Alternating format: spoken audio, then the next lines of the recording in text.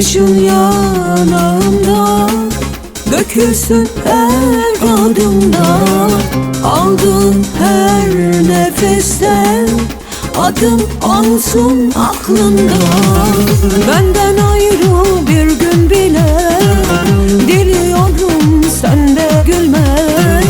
Hayalime sarıl her akşam, ah çekerek yaşa öyle.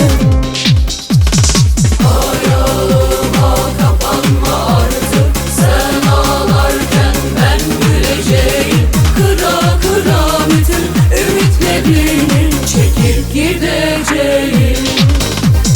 Hayalıma kapanma artık, sen ağlarken ben güleceğim. Kıra kıra bütün ümitlerini çekip gideceğim.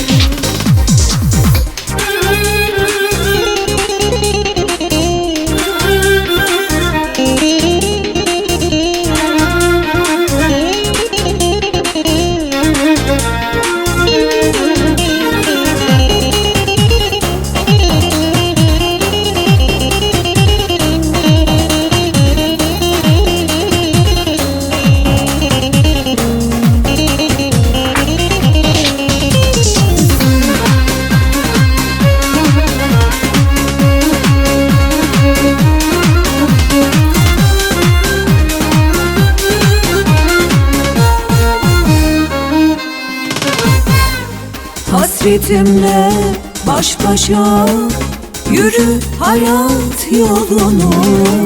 Fallara yarınlara bağlama umudunu.